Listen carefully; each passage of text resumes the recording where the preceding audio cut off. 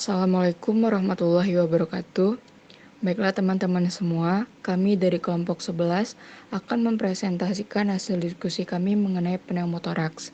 Sebelum itu, tak lupa pula kita untuk mengucapkan rasa syukur kepada Allah Subhanahu wa taala dengan mengucapkan alhamdulillahirabbil alamin, dan kami dari kelompok 11 tak lupa pula ingin mengucapkan terima kasih kepada teman-teman dan ibu yang telah memberikan kesempatan kepada kami. Selanjutnya yaitu untuk masuk ke tahap memperkenalkan anggota, yaitu ketua kelompok yaitu Sri Wahyuni, sekretaris Rahmi Zafira Hasan, anggota kelompok yaitu dengan saya sendiri Pratiwi Yulanda, Ivoni Yunita, Dewi Yulianingsi, Khairiatul Yasmin, dan Irmayani. Baiklah, langsung saja masuk ke topik pembahasannya, yaitu mengenai pneumotoraks.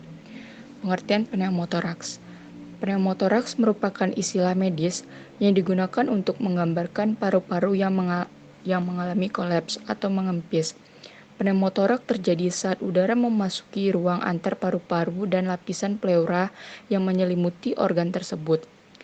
Hal ini bisa terjadi karena adanya cedera pada dinding dada atau ruptur pada jaringan paru, sehingga mengakibatkan paru-paru kolaps karena perubahan tekanan udara pada paru-paru atau menekan paru-paru. Selanjutnya yaitu etiologi pneumotoraks. Yang pertama, pneumotoraks traumatik. Pneumotoraks jenis ini terjadi akibat cedera pada dinding dada maupun paru. Cedera bervariasi dari ringan sampai berat dan merupakan struktur dada hingga menyebabkan udara bocor ke dalam ruang pleura. Contohnya, cedera yang sering menyebabkan pneumotoraks adalah yang pertama yaitu trauma dada akibat kecelakaan lalu lintas, dapat menyebabkan cedera tertutup maupun terbuka. Yang kedua ada patah tulang rusuk. Yang ketiga ada pukulan keras pada dada akibat olahraga, biasanya menyebabkan cedera tertutup. Yang keempat luka tusuk atau luka tembak. Yang kedua yaitu pneumotoraks non-traumatik. Jenis pneumotoraks ini terjadi secara spontan dan terbagi menjadi dua tipe, yaitu primer dan sekunder. Pneumotoraks spontan primer adalah pneumotoraks pada individu tanpa penyakit paru. Pneumotoraks spontan sekunder adalah pneumotoraks yang terjadi pada individu yang memiliki penyakit paru sebelumnya. Yang ketiga yaitu pneumotoraks karena tekanan. Terjadinya jika paru-paru mendapatkan tekanan berlebih sehingga paru-paru mengalami kolaps. Tekanan yang berlebih juga bisa menghalangi pemompaan darah oleh jantung secara efektif sehingga terjadinya shock. Baiklah, selanjutnya akan dilanjutkan oleh Sri Wahyuni. Selanjutnya yaitu patofisiologi pneumotoraks.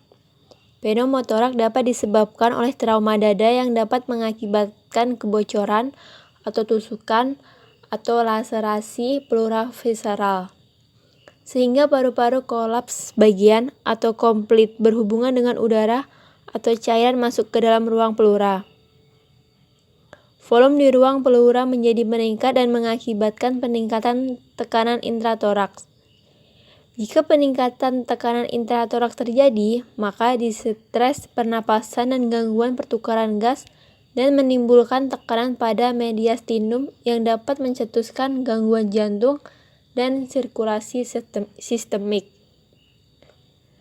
Secara singkatnya, ini ada skema patofisiologinya. Yang pertama tadi trauma dada, selanjutnya mengalami kebocoran yang sudah saya jelaskan tadi, lalu udara masuk ke dalam rongga pleuranya, kemudian volume ruang pleura meningkat dan terjadi distres pernapasan, gangguan pertukaran gas, penekanan pada struktur mediasional. Kemudian gejala pneumotoraks. Gejala pneumotoraks traumatik dan spontan hampir tidak ada perbedaan. Tetapi gejala pneumotoraks traumatik cenderung muncul pada saat trauma terjadi atau tidak lama sesudahnya. Umumnya serangan gejala pneumotoraks spontan terjadi ketika pengidapnya sedang beristirahat. Serangan mendadak, nyeri dada sering merupakan gejala yang pertama.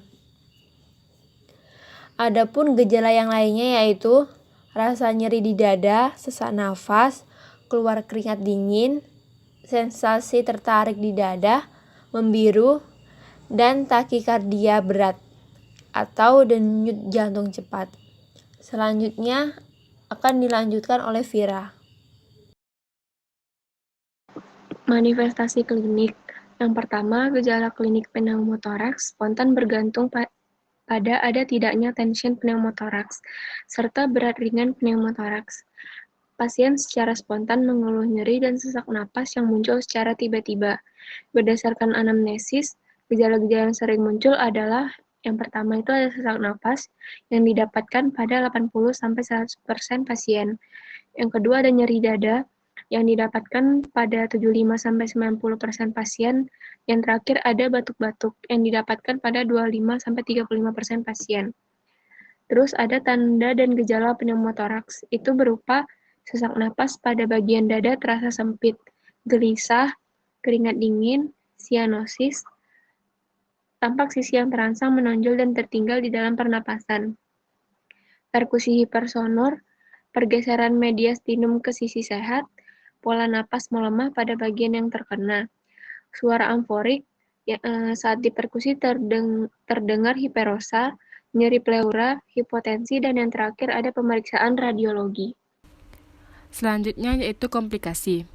Tension pneumotoraks dapat disebabkan oleh pernafasan mekanis. Pneumomediastinum dan emfisema subkutan dapat terjadi sebagai komplikasi dari pneumotoraks spontan. Jika pneumomediastinumnya terdeteksi, maka harus dianggap sebagai ruptur esofagus atau bronkos. Selanjutnya pengobatan pneumotoraks.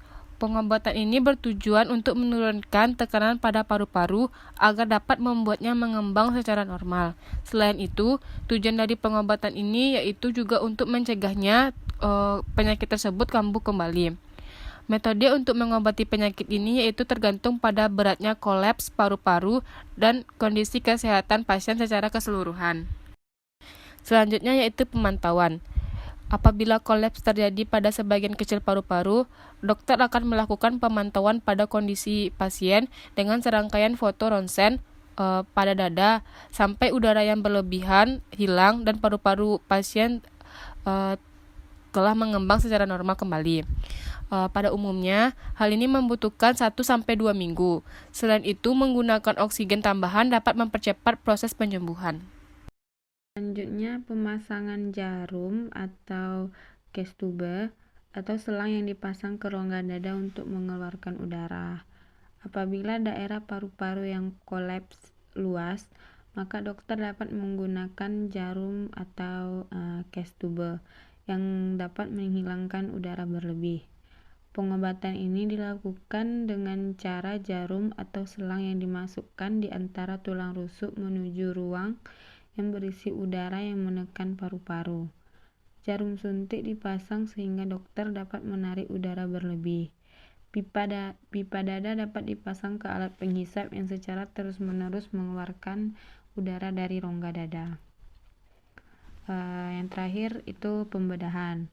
Apabila pengobatan sebelumnya tidak dapat mengobati penyakit ini, Anda dapat melakukan pembedahan untuk menutup kebocoran udara. Umumnya pembedahan dilakukan melalui sayatan kecil yang menggunakan kamera serat optik kecil dan alat bedah yang kecil dan panjang. Dokter bedah akan mencari blebs yang bocor dan menutupnya. Dalam beberapa kasus, suatu zat dapat digunakan untuk mengiritasi jaringan di sekitar paru-paru sehingga mereka menyatu dan menutup kebocoran. Ahli bedah akan melakukan sayatan yang lebih besar di antara tulang rusuk untuk mendapatkan jalan masuk ke dalam kebocoran udara yang banyak atau yang lebih besar, tetapi hal ini jarang dilakukan. Baiklah teman-teman semua, itulah hasil presentasi dari kelompok kami. Apabila ada yang kurang jelas dan ingin ditanyakan, kami persilakan untuk memberi komentar di kolom komentar. Lebih dan kurangnya kami mohon maaf. Kami akhiri dengan wassalamualaikum warahmatullahi wabarakatuh.